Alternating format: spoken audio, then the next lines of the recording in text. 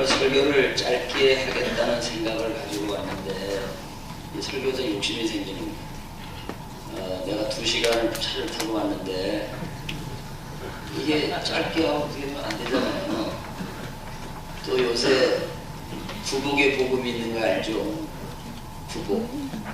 8복까지 그 부복은 설교를 짧게 하는 자가 복이 있나. 언제나 초청을 받으리라. 근데 저는 초청받고 싶지 않거든.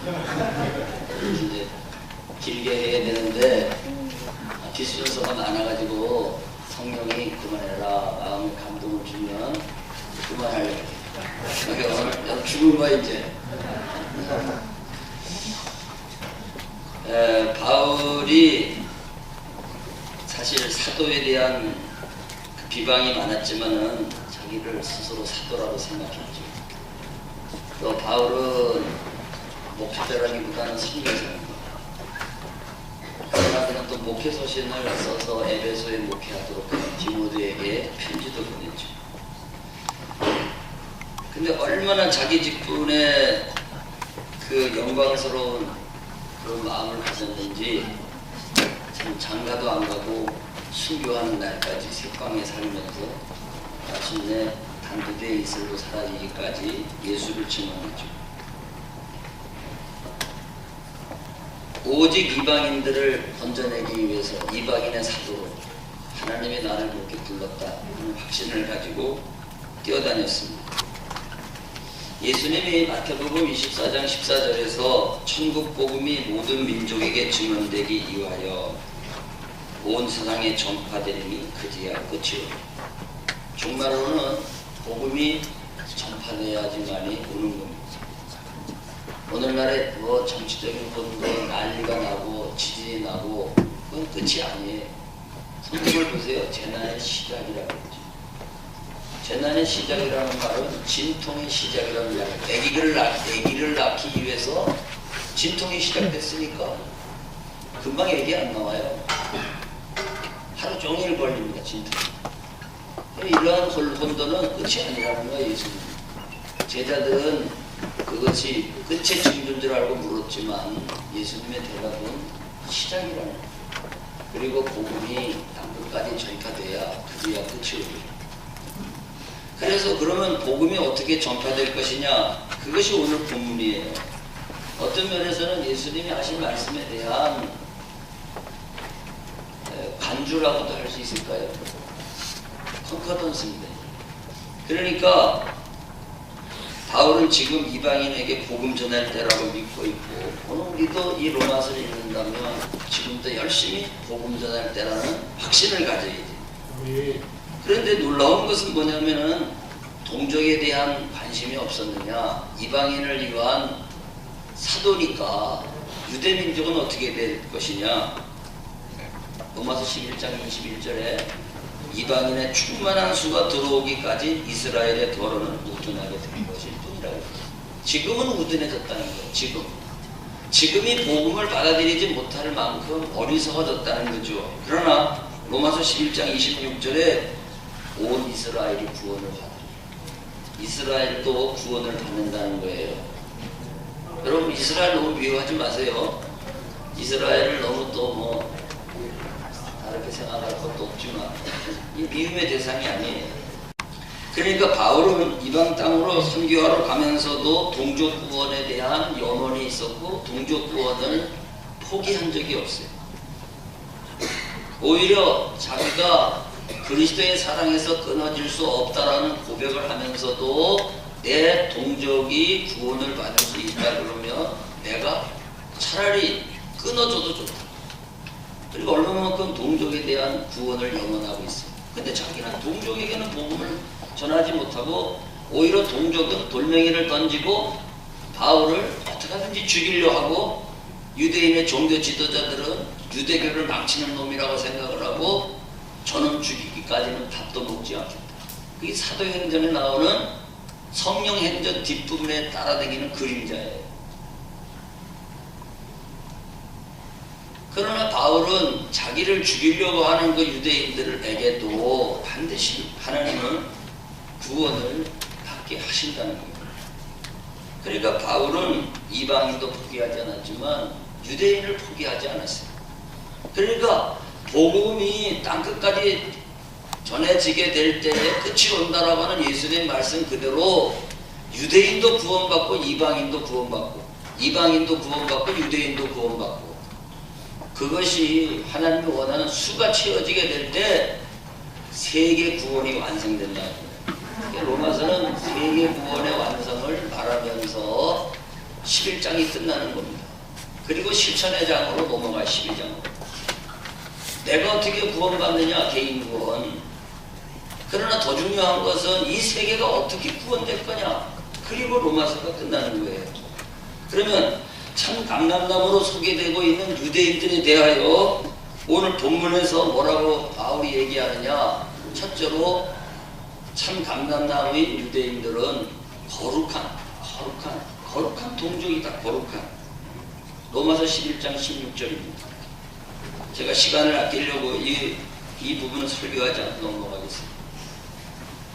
두 번째로는 꺾어진 동족들이라는 거예요. 그 거룩한, 구별된, 거룩이라는 말은 구별됐다는 거죠. 구별된 그 동족들이 꺾여졌다는 거예요. 로마서 11장 7절 또한 가지 얼마가 꺾이었는데 내 동족이 꺾였다는 겁니다. 그 꺾여진 이유가 뭡니까? 로마서 11장 20절 그들은 믿지 아니함으로 꺾였다는 거예요. 믿지 아니한 것이 가지치기를 당한 이유라는 거예요. 왜 유대인들은 믿지 않습니까? 언약을 오해하고 있기 때문이죠. 하나님의 언약을 받은 이스라엘은 유대 종교를 형성할 때까지 이 언약을 자기들이 지킴으로써 언약은 지켜야 되는 거죠. 언약은 지켜야 돼요. 여러분 임동환 교수님이 구약학 교수잖아요. 언약을 히브리 말로 뭐라고 그러죠? 네? 발음은 제가 잘 못하니까 그게 뭐냐면 쪼갠다는 거예요. 쪼개는 거예요. 짐승을 쪼개고 언약을 피를 퍼서 피가 흘려지잖아요. 여러분 출애굽기에서도 자기 백성과 함께 언약을 할 때에 언약서에 피를 보냈다고 했어요. 그러니까 언약을 지켜야 된다는 거죠. 안 지키면 이게 쪼개져 죽는다는 거죠. 생명을 거는 언약이죠. 자, 이게 임동원 교수님 주석이에요. 네, 주석을 달았으니까 분명히 이해했죠. 그러니까 구약의 시대는 지켜야 돼요. 지켜야 됩니다. 근데 이 구약 시대가 예수님 말씀을 빌려보면은 바로 모세 때부터 세례 요한 때까지가 구약입니다. 마태복음 11장 13절 이하를 보면 모든 선지자와 율법에 예언한 것은 요한까지라고 했어요. 그러면서 오리라 한 엘리야가 곧 이 사람이니라. 자, 그런데 신약이라는 게 뭐예요? 성경은 본래 이름이 언약의 책입니다. 성경이라는 것이. 근데 예수님은 새 언약의 피를 흘리신 거죠. 새 언약을 얘기하는 거 여러분 아시죠? 예언자들이 새 언약을 얘기하잖아요. 에레미야, 에스겔이. 새 마음을 줘야 되겠다 말이에요. 그래서 구약도 주석 따라볼까요?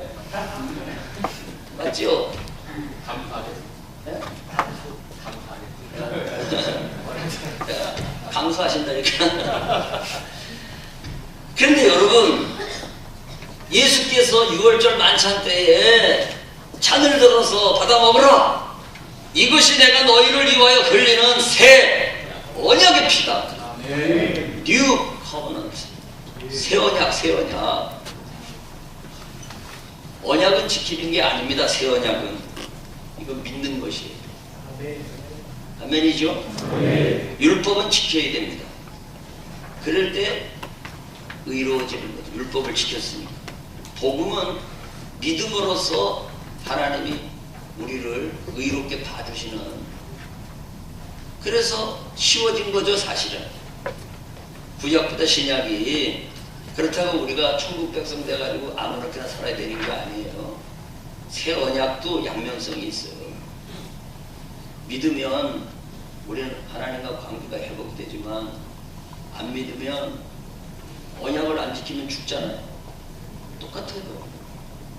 아멘입니까? 네. 똑같아요. 근데 원가지인 감람나무의 원가지인 유대인들은 이 예수를 믿을 수가 없는 거죠. 말이 안 되죠. 자기들이 지금까지 할례를 지키고 절기를 지키고, 네? 그렇게 해서 율법을 지키고, 그러니까 그들은 예수님을 받을 수가 없죠. 믿을 수가 없죠. 사실은 사울도 그랬어요. 이놈들 가만둘 수 없다. 말도 안 되는 소리 하는 놈들, 이놈들. 사울이 무슨 깡패였기 때문에 우리가 깡패 돼가지고 구원받자, 그렇게 생각하면 안 돼요. 사울은 종교적 열심을 가지고 이 유대교를 파괴시키는 이놈들을 그냥 두면 안 된다는 거죠. 그러나 그가 드디어 믿음의 세계로 들어왔죠. 하나님의 은총입니다. 아멘. 아멘. 그래서 은혜로 인하여 믿음으로 말미암아 구원을 얻었나니, 자기가 경험한 거기 때문에 그렇게 쓸 수 있었던 거죠.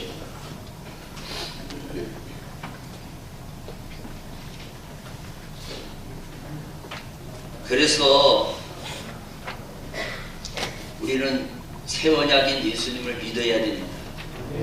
그렇다고 믿는다고 아무렇게나 사는 게 아닙니다. 구원파가 되면 안 돼요. 예수님은 오히려 너희 의가 서기관과 바리새인보다 낫지 못하면 천국에 들어가지 못하리라 그랬어요. 오히려 마태복음 5장 17절의 말씀과 같이 우리가 예수 믿는 것은요, 율법이나 선지자를 폐하는 것이 아니라 그랬어요. 완전하게 하려 한다 그랬어요. 이 관계를 잘 이해를 못하는 거예요, 사람은. 여러분, 우리는 사랑으로 역사하는 믿음이에요. 그분을 믿게 되면 우리는 율법에 의해서 움직여지질 않죠. 여러분, 사랑으로 움직이는 사람하고 의무와 법으로 의해서 움직여지는 사람하고 누가 더 인생을 행복하고 즐겁게 그리고 많은 열매를 맺으면서 살아갈 수 있을까요? 설명할 필요가 없죠? 우리 아들 녀석한테 돈 1,000원 줄 테니까 구두 닦아라 그랬더니요, 뭐 흙먼지 그냥 두고 양만 말러. 목표가 뭐예요? 1,000원이요. 1,000원. 1,000원밖에 목표가 없어요.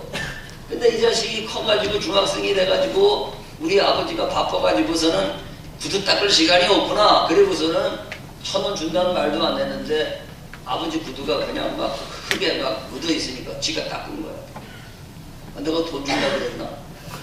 왜? 사랑으로, 아버지를 존경하는 마음으로 구두를 닦은 거야. 그랬더니요, 내 오주머니 속에서 1,000원이 뭐냐? 야, 너 원하는 게 뭐냐? 할렐루야. 아니, 1,000원이 중요해? 원하는 게 뭐냐 말이야. 원하는 게 뭐냐? 다 주는 거지. 아버지 거가 지 거죠. 아닙니까? 믿음으로 산다는 것은 예수님과 우리의 관계가 어떤 우리가 공로로 나가는 게 아니거든요. 인격적 신뢰잖아요. 그러니까 우리가 영어에 Do you believe in? believe in이라고 쓰잖아요. 그 인격적으로 믿냐는 거죠. believe in. 그죠? Christ. 자, 그러면 세 번째로 감람나무로 인해서 유대인들은 뭐냐? 그러나 장차 지금은 꺾여졌어. 믿지 아니하면. 그러나 구원 얻게 될 동족들이라는 거예요. 로마서 11장 23절을 보면 그들도 믿지 아니하는데 머무르지 아니하면 접붙임을 받으리니 이는 그들을 접붙이실 능력이 하나님께 있으리라.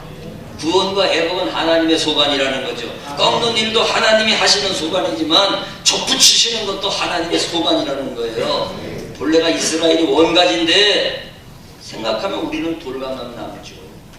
하나님 한자도 몰랐잖아요. 그러니 로마서 11장 24절에 원가진 이 사람들이야말로 얼마나 더 자기 감람나무의 접붙임을 받으랴. 사실 하나님이 붙여주시려고 하면은 돌감남나무보다 훨씬 원감남나무가 좋은 건데 그분이 뜻하면 붙인다는 거죠. 여러분, 유대인의 장점이 뭐예요? 우리 유대인은 모르잖아요. 근데 로마서 9장 4절을 보면은 그들은 이스라엘 사람이라 그들에게는 양자됨과 영광과 언약들과 율법을 세우신 것과 예배와 약속들이 있도다 그랬어요. 그들이 공헌한 게 많다는 거예요. 로마서 9장 5절에 육신으로 하면은 그리스도가 그들에게서 나셨다는 거예요. 이것을 한마디로 요약하면 로마서 3장 2절에 범사에 많으니 우선은 그들이 하나님의 말씀을 맡았습니다. 유대인들을 역사의 계시의 도구로 하나님이 사용하지 않았으면 말씀이 우리한테 올 수가 없었던 거죠. 이것만 해도 말씀의 통로로 쓰여진 것만 해도 유대인들이 공헌한 거죠. 인정하자니까 그거를. 유대인들이 지금 예수 믿는 사람을 핍박하고 한다 할지라도 이건 인정해야 된단 말이죠. 그게 유대인들이 장차 구원 얻게 될 동족들이 남긴 장점이란 말이죠. 그런데 이 원가지가 이런 좋은 장점을 가지고 있는 유대 백성들이 꺾여진 것은 사명을 잃어버렸기 때문이죠. 선민으로서의 우월감만을 가지고 선민이라고 하는 자기 만족에만 빠져 살았단 말이죠. 하나님이 출애굽을 시켰을 때에 너희는 내 백성이다. 나는 너희 하나님이다. 광야 40년을 훈련시킬 때 하나님의 목적이 예배만 받으시고 제사만 받으시고 언약을 맺는 걸로 끝나는 게 아니죠. 제사장 나라가 되라고 그랬죠. 광야로 불러낸 이유는 사명입니다. 사명. 오늘 우리가 구원받은 것은 너만 천국 가라는 게 아니라는 거죠. 구원받은 백성에게 예배만 받겠다는 게 아니죠. 너희들이 제사장이 되라는 거요. 베드로전서 2장 8절 9절에 너희는 택하신 족속이요 왕같은 제사장이라. 아멘입니까? 네. 원리는 같은 거야. 원리는 하나님께서 우리 인류를 향하신 그 마음은 같은 거예요. 시대가 흘렀어도 구약의 시대든 신약의 시대든. 아멘 좀 해요. 네. 그런데 이런 사명을 버리고 열매 맺지 못했잖아요. 타락하고 우상숭배하고 폐역하고 배반하고 하나님의 선민이니까 꺾이지 아니할 것이다. 거짓된 선지자들은 안에 성소가 있는데 성소 안에 들어가면 우리를 지켜줄 것이다.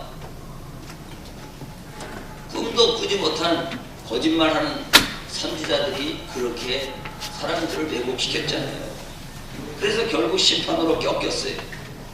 온가진 유대인들을 버려두지 않았단 말이죠.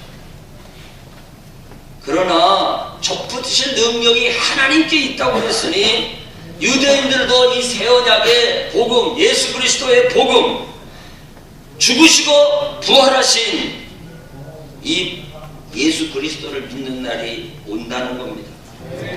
로마서 11장 24절을 다시 보면 내가 본 감람나무에 찍힘을 받고 본성을 거슬려 좋은 감람나무에 접붙임 받았으니, 이거 이방인들의 복받은 이야기죠.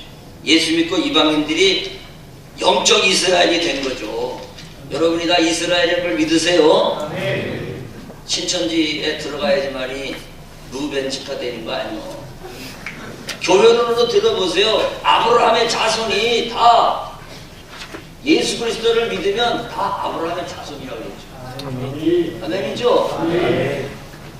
표면적 유대인이 아니라고 그랬어요. 할례는 무릇 마음에 받으라고 그랬죠. 여러분들이 이스라엘이야. 물론 혈통으로는 아니죠. 깨닫기를 바랍니다. 이단의 현역 때문에 안 돼요. 그러니 돌감람나무도 우리가 접붙임 받아가지고 건져주셨는데 원가진 이 사람들이 얼마나 더 자기 감람나무에 접붙이심을 받으랴 능히 구원을 얻게 될 동족들이다. 하나님이 때가 되면 유대인들도 다 구원받고 회복된다고 하는 것을 지금 바울이 염원하면서 그것을 지금 로마서에 쓰고 있는 거예요. 세계 구원이 그래서 완성된다는 얘기를 고백하고 있는 거예요. 자, 그러면 시간이 많이 가가지고 45분에 끝내려고 했는데 44분이야 지금. 그럼 딱 18분인가 20분 설교가 되는 것 같아가지고, 그리고 다시 초중반이 틀렸어. 자, 그러면 유대인들에 대한 희망에 비해서 구원 얻은 이방인들에 대하여 바울은 어떻게 생각합니까? 구원 얻은 이방인들에 대하여 그러면 유대인들은 그런 장점이 있고 결국은 건져낼 것이다. 그러면 돌감람나무 이방인은 돌감람나무로 표현된 이 이방인, 여러분 기분 나쁠 거예요. 돌감나무니까. 여러분이 나는 다 돌배야. 돌배, 돌사과, 돌복숭아. 아이고 먹지도 못해요. 어렸을 적에 그냥 돌복숭아 그거 뭐 먹을 게 뭐 돌사과 먹을 게 뭐 있어요. 돌배 씹히는 것만 많지 다 안 못 먹어요. 그러니까 이방인이 우리는 뭐 누구냐? 첫째, 아무짝에도 쓸모없던 사람들이었다. 로마서 11장 17절. 돌감람나무인 내가 그들 중에 접붙임이 되어 참감나무 뿌리의 진액을 함께 받는 자가 되었음즉 구별되지 못한 사람들이었는데 아무짝에 쓸 수 없었던 거룩하지 못했던 사람들이었다. 그런 말이에요. 본래가 우리가. 그런데 참감나무 진액을 받게 했다는 것은 쓸모없는 우리들이 돌감람나무가 가지가 붙임받았어. 참감나무 가지 잘라버리고 그러니 진액은 똑같이 올라오잖아요. 그러니까 맺는 열매는 돌감람나무 먹지 못하는 돌배를 맺는 게 아니라 먹을 만한 걸 맺는 거야. 아멘. 우리가 바뀌어진 겁니다. 쓸모있게 바뀌어졌단 말이에요. 하나님의 구원 역사에 쓸모있도록 하나님이 우리를 쓰시는 거야. 야, 그러니 아무짝에도 쓸모없던 우리들을 하나님이 그렇게 선택을 해서 딱 붙여줬어. 둘째, 그러면 우리는 선택받은 것에 대해서 겸손해야 되죠. 로마서 11장 18절 그 가지들을 향하여 자랑하지 말라. 자랑할지라도 네가 뿌리를 보존하는 것이 아니다. 네가 자랑할 것이 뭐가 있느냐? 너가 뿌리를 보존하느냐? 뿌리가 너를 보존하는 것이고 뿌리가 너를 열매 맺게 하는 것이지. 순전히 뿌리 때문에 우리가 열매가 멋있어지는 거죠. 선민 유대인의 우월감도 접붙임을 받은 이방인의 우월감도 다 잘못된 거예요. 우월감 가지면 안 된다는 거예요. 하나님의 언약과 섭리와 구원 계획에 의해서 우리는 그 뿌리 되신 하나님 때문에 우리가 이렇게 부르심 받았고 세우심 받았고 보내심을 받았고 할렐루야. 쓰여지는 거로구나. 겸손해야죠. 겸손해야죠. 선교사님들이 이렇게 부름 받아가지고 진짜 개똥처럼 살았잖아요. 예? 목사 아들이라도 개똥처럼 살았다고 거듭나기 전에는. 안 그렇습니까? 내가 나를 봐도 그래요. 소똥처럼 살았다니까. 그러나 하나님께서 소똥을 쓸 수 있도록 뭉쳐가지고 예? 소똥 집이라도 짓는 벽에 바를 수 있는 걸로 만들어 주신 거야. 아멘입니까? 겸손해야 돼. 겸손해야 돼. 겸손해야 됩니다. 우리가. 우리는 교인들도 그렇지만 신학생들도 전도사 때는 무지 겸손해요. 목사가 되면은 덜 겸손해요. 감리사가 되면 완전 덜 겸손해요. 감독이 되면은 지옥의 악물감처럼 교만해져요.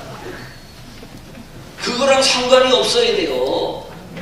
내가 하나님 앞에 서 있는 하나님 앞에 존재는 내가 갖고 있는 어떤 포지션하고 아무 상관없어요. 하나님 포지션 보고 뻘떡 넘어가십니까? 아닙니다.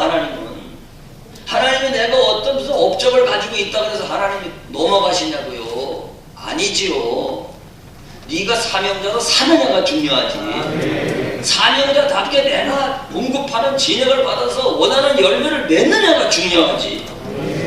할렐루야. 그래서 마지막으로 돌감람나무 교만하지 말고 사명을 감당해야 될 사람들이 여러분과 나와 선교사들이고 신학교의 교수들이다. 신학교 교수들이 사명 감당을 하지 아니하고 월급만 받고 있으면은 불행한 거죠. 지겹지 지겨워. 목회도 마찬가지요. 사명 때문에 살 때에 모든 일이 즐거운 거지. 아이고 여기서 월급을 얼마나 주느냐. 아니 고창고등학교의 학생들에게 전창영 선생이 남긴 말이 뭐예요? 월급이 조금 쪽으로 가라.